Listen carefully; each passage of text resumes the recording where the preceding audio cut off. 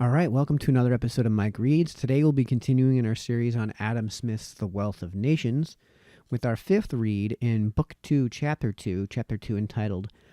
Of Money Considered as a Particular Branch of the General Stock of the Society, or of the Expense of Maintaining the National Capital. Going to be a bit of a long read today, a little bit of a long read today. We'd probably go to the 35-40 minute mark, but we should be able to finish up the chapter by the end of today. Also, I am going to backtrack one paragraph just to give us a little bit of context with the rest of this read. So, without further ado, the dividend of the bank has varied according to the variations in the rate of the interest which it has, at different times, received for the money it had advanced to the public, as well as according to other circumstances. This rate of interest has gradually been reduced from 8 to 3%. For some years past, the bank dividend has been at 5.5%. The stability of the Bank of England is equal to that of the British government. All that it has advanced to the public must be lost before its creditors can sustain any loss. No other banking company in England can be established by Act of Parliament, or can consist of more than 6 members. It acts not only as an ordinary bank, but as a great engine of state. It receives and pays the greater part of the annuities which are due to the creditors of the public. It circulates exchequer bills, and it advances to the government the annual amount of the land and malt taxes, which are frequently not paid up till some years thereafter. In those different operations, its duty to the public may sometimes have obliged it, without any fault of its directors, to overstock the circulation with paper money.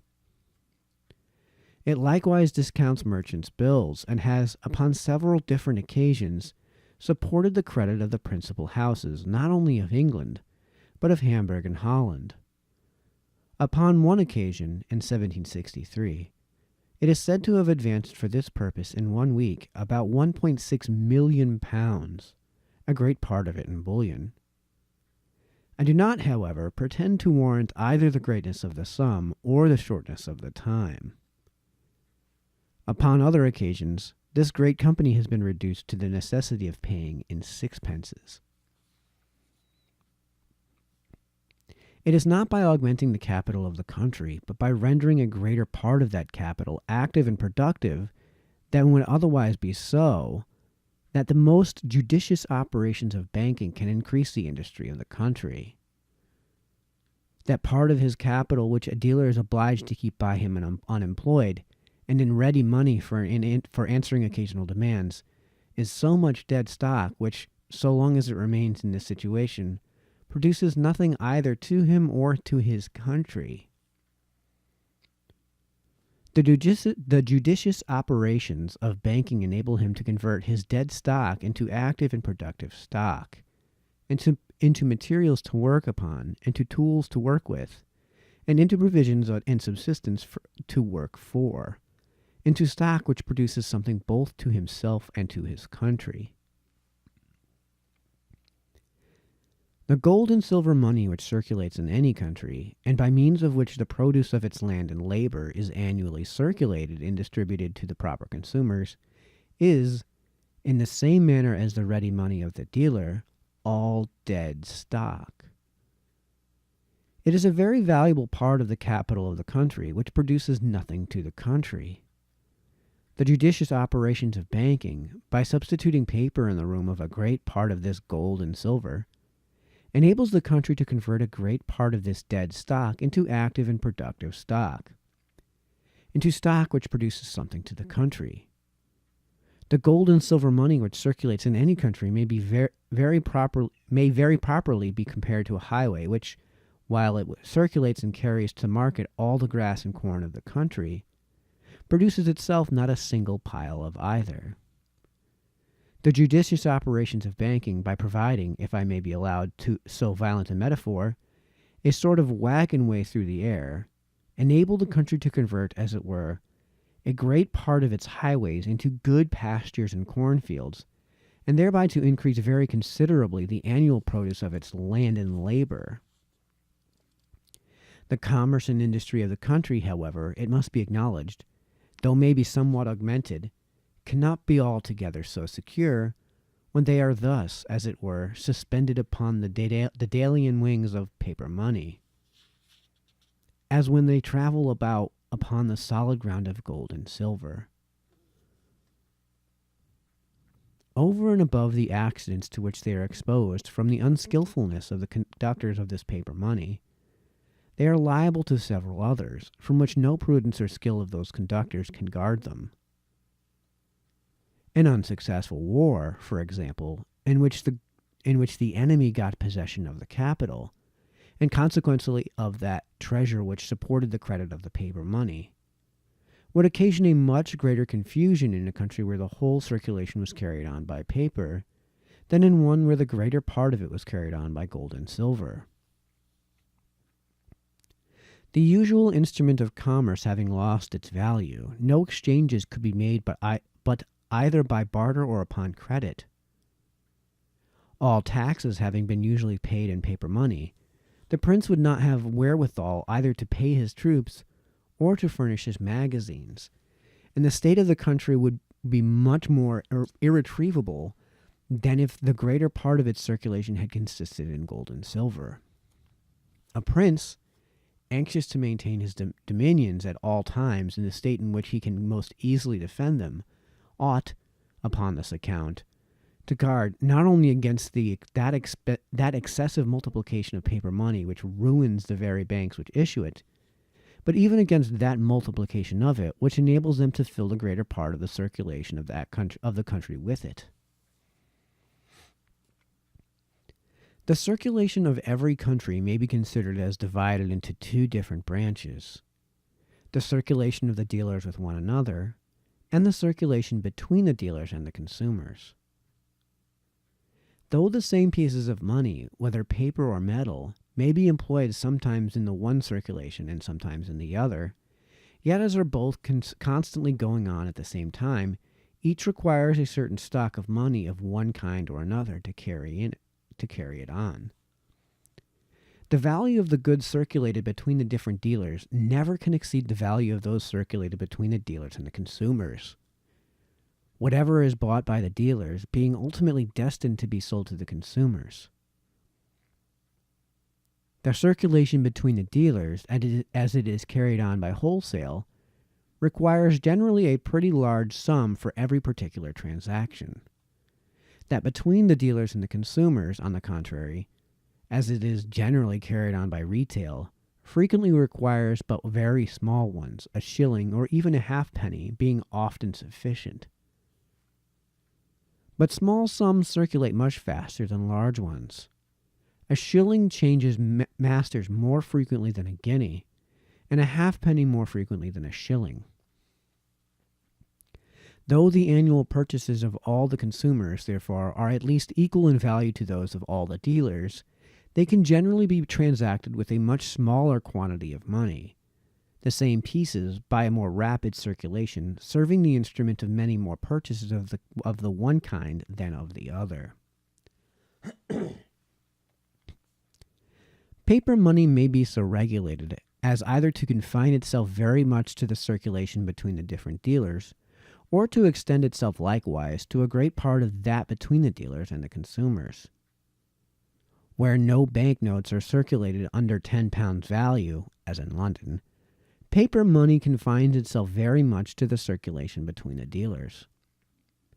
When a £10 banknote comes into the hands of a consumer, he is generally obliged to change it at the first shop where he has occasion to purchase 5 shillings worth of goods, so that it often returns into the hands of a dealer before the consumer has spent the 40th part of the money. Where the banknotes are issued for so small sums as 20 shillings, as in Scotland, paper money extends itself to a considerable part of the circulation between dealers and consumers. Before the Act of Parliament, which put a stop to the circulation of 10 and 5 shilling notes, it filled a still greater part of that circulation. In the currencies of North America, paper was commonly issued for so small a sum as a shilling, and filled almost the whole of that circulation. In some paper currencies of Yorkshire, It was issued even for so small a sum as a sixpence.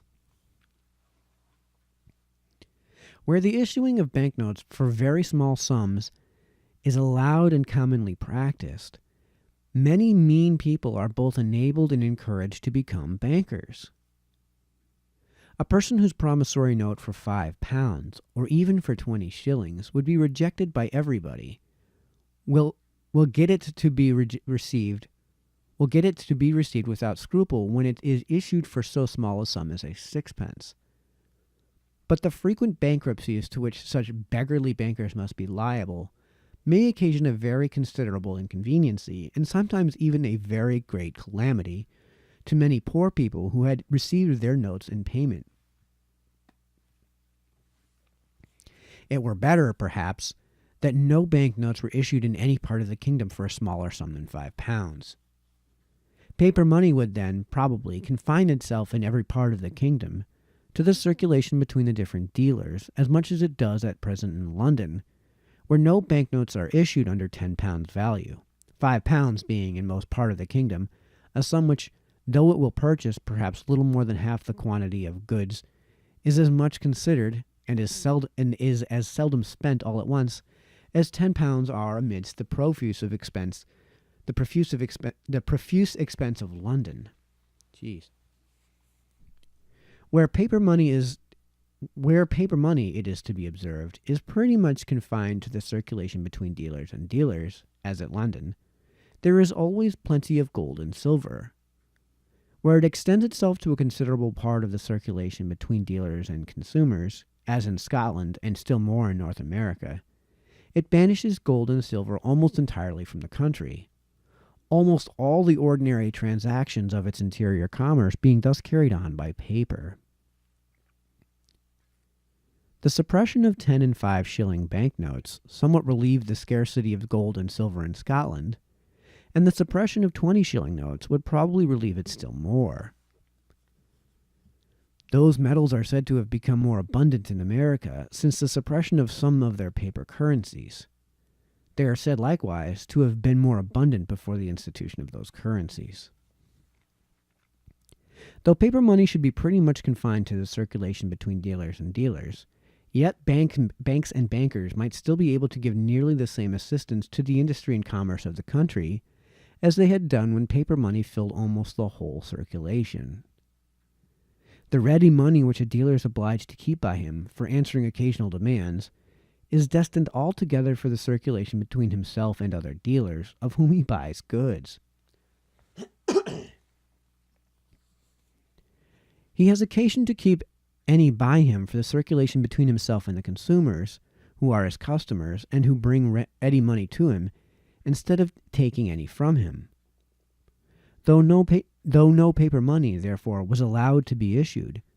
but for such sums as would confine it pretty much to the circulation between dealers and dealers, yet partly by discounting real bills of exchange and partly by lending upon cash accounts, banks and bankers might still be able to relieve the greater part of those dealers from the necessity of keeping any considerable part of their stock by them, unemployed and in ready money, for answering occasional demands. They might still be able to give the utmost assistance which banks and bankers can, with propriety, give to traders of every kind. To restrain private people, it may be said, from receiving in payment the promissory notes of a banker, for any sum, whether great or small, when they themselves are willing to receive them, or to restrain a banker from issuing such notes when all his neighbors are willing to accept of them, is a manifest violation of that natural liberty which it is the proper business of law not to infringe but to support. Such regulations may, no doubt, be considered as in some respect a violation of natural liberty. But those exertions of the natural liberty of a few individuals, which might endanger the security of the whole society, are, and ought to be, restrained by the laws of all governments, of the most free as well as of the most despotical. The obligation of building party walls, in order to prevent the communication of fire, is a violation of natural liberty, exactly of the same kind with the regulations of the banking trade which are here proposed. A paper money consisting in banknotes issued by people of undoubted credit, payable upon demand without any condition, and in fact always readily paid as soon as presented, is, in every respect, equal in value to gold and silver money, since gold and silver money can at any time be had for it. Whatever it is either bought or sold for such paper must necessarily be bought or sold as cheap as it could have been for gold and silver. The increase of paper money, it has been said, by augmenting the quantity and consequently diminishing the value of the whole currency, necessarily augments the money price of commodities. But as the quantity of gold and silver which is taken from the currency is always equal to the quantity of paper which was added to it, paper money does not necessarily increase the quantity of the whole currency. From the beginning of the last century to the present time, provisions never were cheaper in Scotland than in 1759,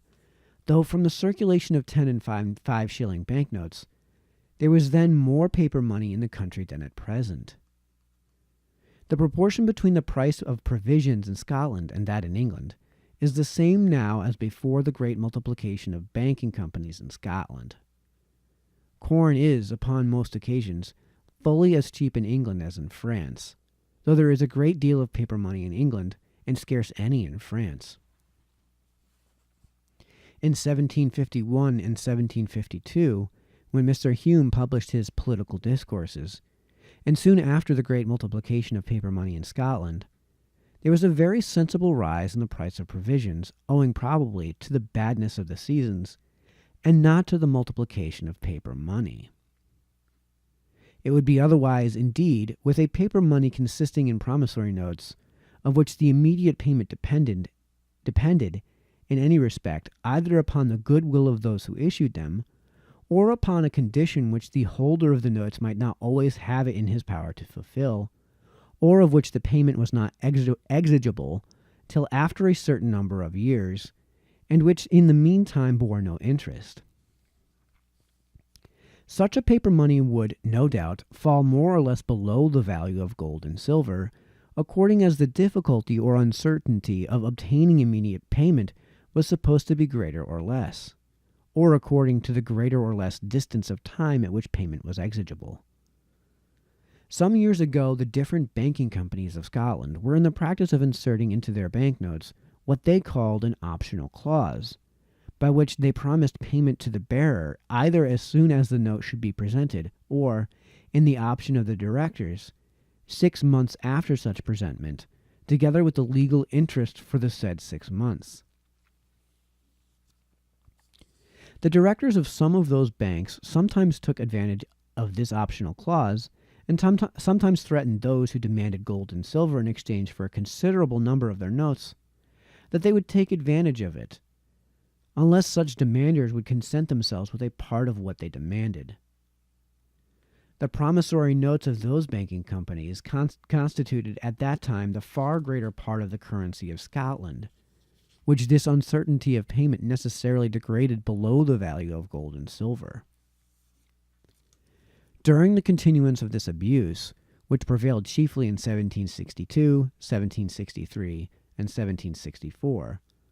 while the exchange between London and Carlisle was at par, that between London and Dumfries would sometimes be 4% against Dumfries, though this town is not 30 miles distant from Carlisle. But at this town, but at Carlisle, bills were paid in gold and silver, whereas at Dumfries they were paid in Scotch banknotes, and the uncertainty of getting those banknotes exchanged for gold and silver coin had thus degraded them 4% below the value of that coin. The same Act of Parliament, which suppressed 10 and 5 shilling banknotes, suppressed likewise this optional clause, and thereby restored the exchange between England and Scotland to its natural rate, or to what the course of trade and remittances might happen to make it. In the paper currencies of Yorkshire, the payment of so small a sum as a sixpence sometimes depended upon the condition that the holder of the note should bring the change of a guinea to the person who issued it, a condition which the holders of such notes might frequently find it very difficult to fulfill, and which must have degraded this currency below the value of gold and silver money. An Act of Parliament, accordingly, declared all such clauses unlawful, and suppressed, in the same manner as in Scotland, all promissory notes payable to the bearer under 20 shillings value. The paper currencies of North America consisted not in banknotes payable to the bearer on demand, but in a government paper of which the payment was not exigible till several years after it was issued. And though the colony governments paid no interest to the holders of this paper, they declared it to be, and in fact rendered it, a legal tender of payment for the full value for which it was issued. But allowing the colony security to be perfectly good, £100 payable 15 years hence, for example, in a country where interest is at 6%, is worth little more than £40 ready money. To oblige a creditor, therefore, to accept of this as full payment for a debt of £100 actually paid down in ready money, was an act of such violent injustice as has scarce, perhaps, been attempted by the government of any other country which pretended to be free. It bears the evident marks of having originally been what was honest and downright Dr. Douglas assures us, what the honest and downright Dr. Douglas assures us it was, a scheme of fraudulent debtors to cheat their creditors. The government of Pennsylvania, indeed, pretended, upon their first emission of paper money, in 1722, to render their paper of equal value with gold and silver, by enacting penalties against those who made a difference in the price of their goods when they sold them for a colony paper and when they sold them for a gold and silver, a regulation equally tyrannical but much less effectual than that which it was meant to support. A positive law may render a shilling a legal tender for a guinea, because it may direct the courts of justice to discharge the debtor who has made that tender. But no positive law can oblige a person who sells goods, and who is at liberty to sell or not to sell, as he pleases, to accept of a shilling as equivalent to a guinea in the price of them. Notwithstanding any regulation of this kind, it appeared by the course of exchange with Great Britain that £100 sterling was occasionally considered as equivalent, in some of the colonies, to £130, and in others to so great a sum as £1,100 currency. This difference in the value arising from the difference in the quantity of paper emitted in the different colonies, and in the distance and probability of the term of its final discharge and redemption. No law, therefore, could be more equitable than the Act of Parliament, so unjustly complained of in the colonies, which declared that no paper currency to be emitted there in time coming should be a legal tender of payment. Pennsylvania was always more moderate in its emissions of paper money than any other of our colonies. Its paper currency accordingly is said never to have sunk below the value of gold and silver which was current in the colony before the first emission of its paper money. But that emission, the colony had raised the denomination of its coin, and had, by Act of Assembly, ordered 5 shillings sterling to pass in the colony for 6 3/10,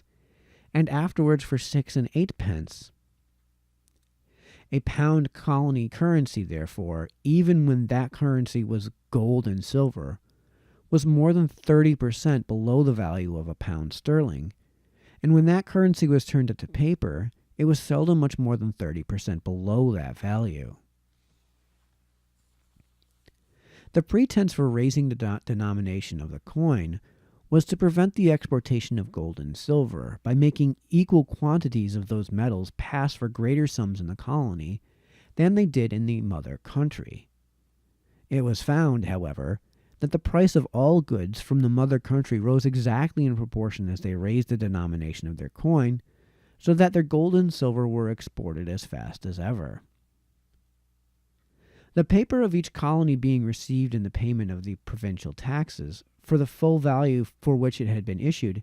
it necessarily derived from this use some additional value, over and above what it would have had from the real or supposed distance of the terms of its final discharge and redemption.